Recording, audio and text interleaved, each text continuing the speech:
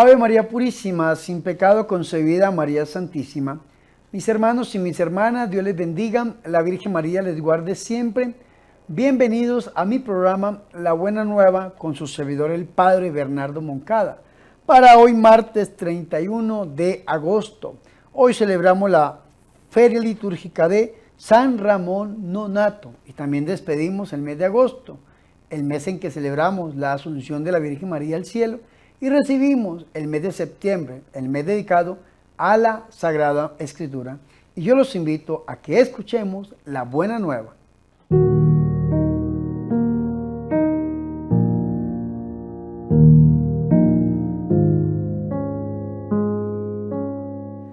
El Señor esté con ustedes.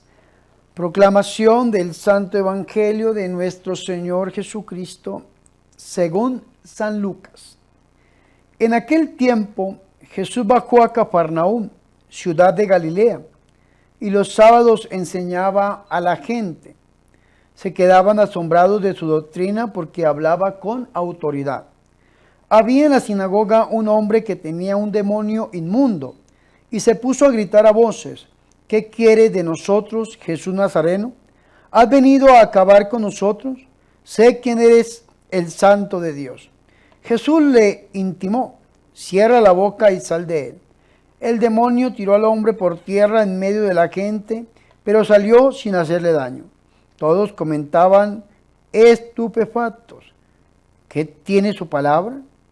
Da órdenes con autoridad y poder a los espíritus inmundos y salen. Noticias de él iban llegando a todos los lugares de la comarca. Palabra del Señor.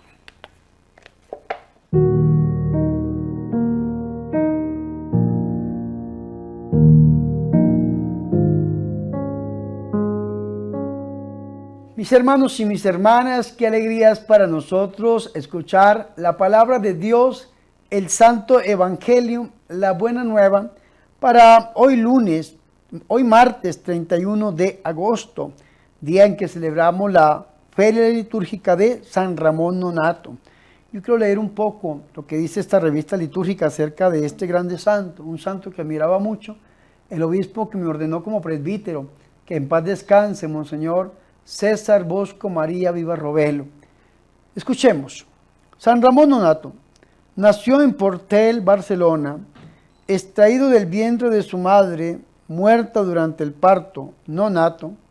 Ingresó a la Orden de la Merced, se ordenó, viajó a África, estuvo preso por otro cristiano, con un cerrojo en los labios, hasta que fue rescatado y regresó a España. El Papa Gregorio IX lo nombró cardenal y quiso hacerlo su consejero, pero en su viaje de España a Roma murió a causa de una virulenta fiebre en Cardona hacia el año de 1240.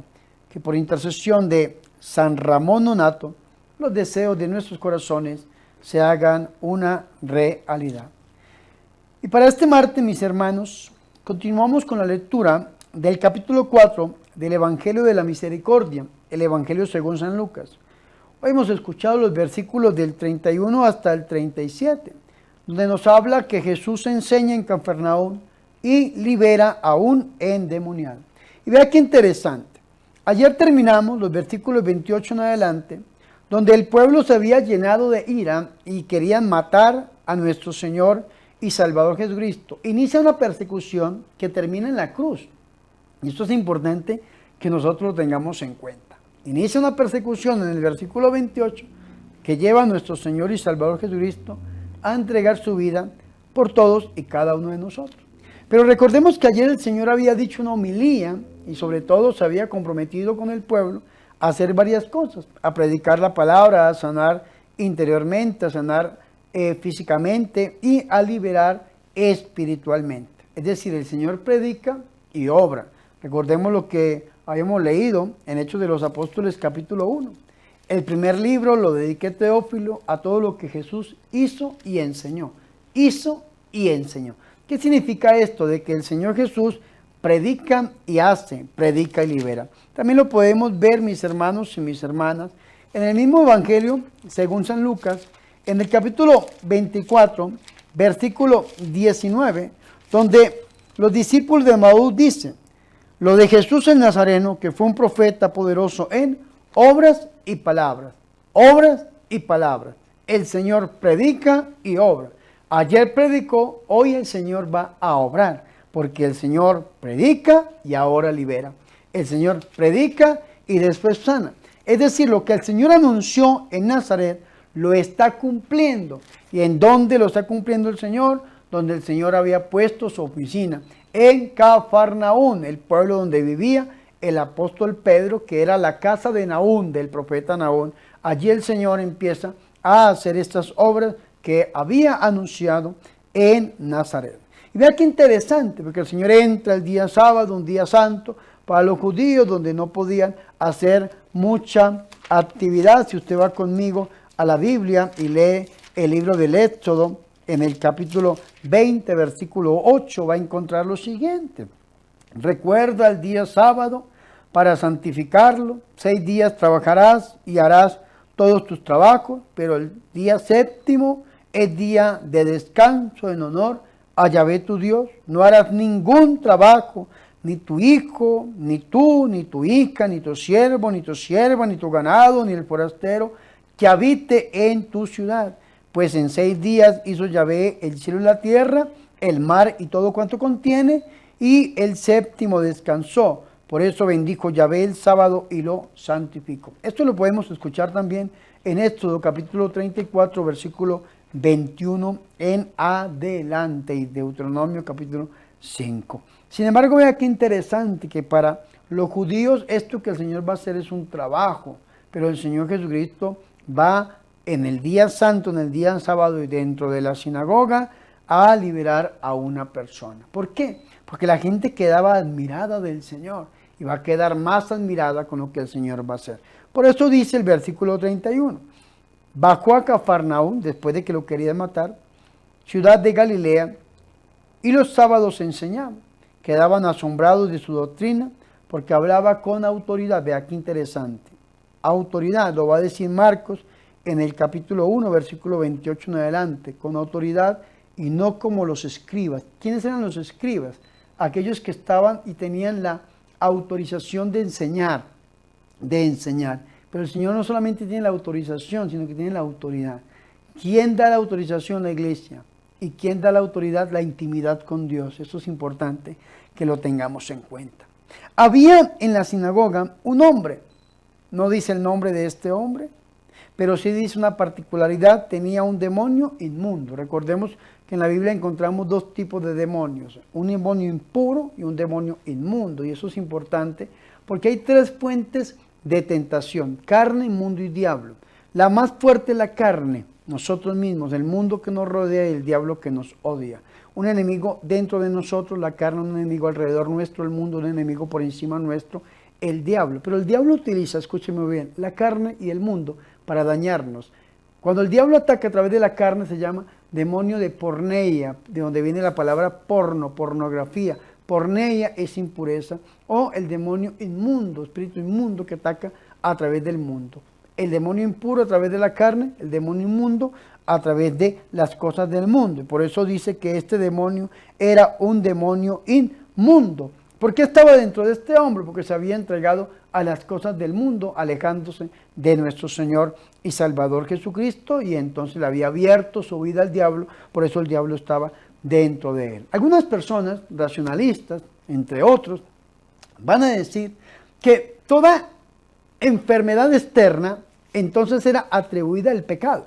Es decir, la lepra, consecuencia del pecado. Toda enfermedad externa es una consecuencia del pecado. Pero que toda enfermedad interna era atribuida al demonio. Alguna enfermedad desconocida, entonces era atribuida al diablo. No es que el diablo exista, van a decir algunos, sino que era una enfermedad que como no tenían la causa y entonces se la atribuían al diablo, como esto que va a vivir en la sinagoga de Cafarnaún. Pero si era una enfermedad externa, se la atribuían al pecado, porque el pecado en la época de Jesús, o la enfermedad, perdón, en la época de Jesús, era una consecuencia del pecado. Y lo repito, cuando la enfermedad no tenía una raíz, entonces se la atribuían al diablo, dicen algunos. Yo no creo eso.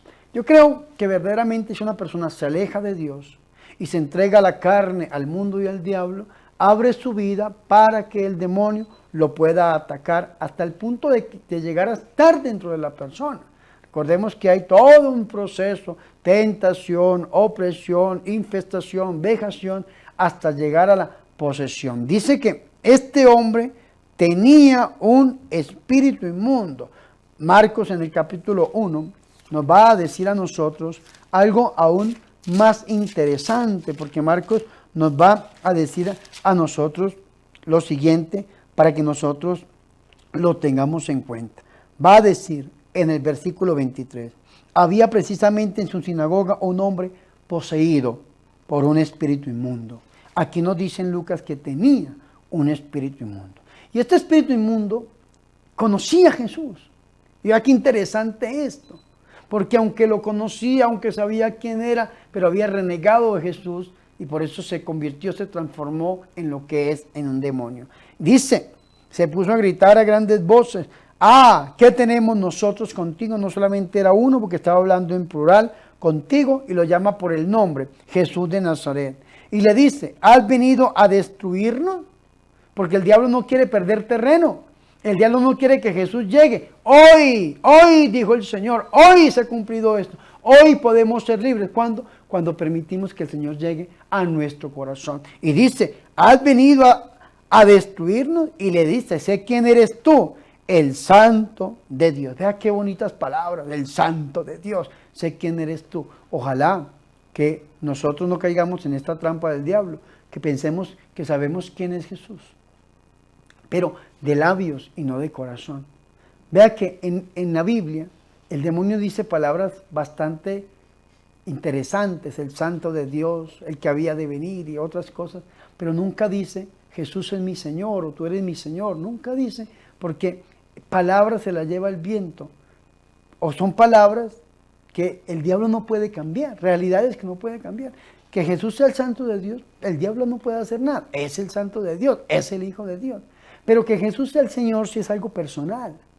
¿Cómo hago yo para que Jesús sea mi Señor y mi Salvador? Pues renunciando a la carne, al mundo y al diablo y entregándome a Jesús, cosa que no hizo el demonio.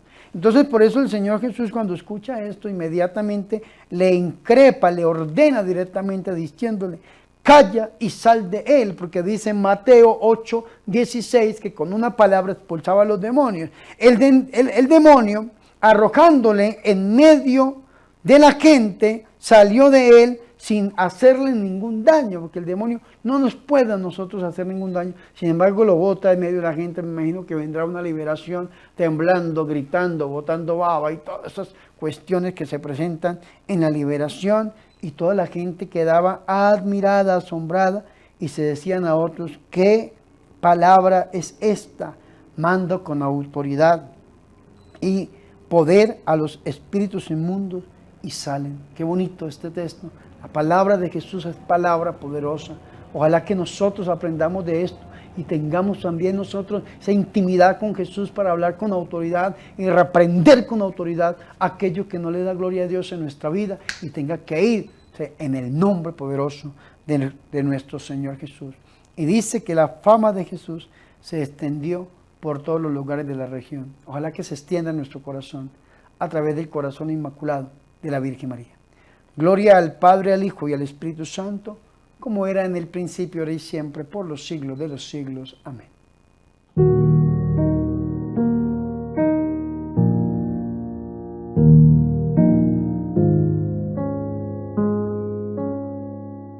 Ahora, mis hermanos y mis hermanas, yo los invito a que hagamos oración. Te bendecimos, Padre, porque Cristo Jesús, tu Hijo, basó su autoridad en el carisma y no en el poder, en el servicio liberador y no en la opresión. En Él nos mostraste que es posible ser hombres libres, desposeídos del pecado, señores de nuestro destino, hermanos de los demás y solidarios con el que sufre. Virgen María, Madre de Dios, ruega e intercede por nosotros. Amén.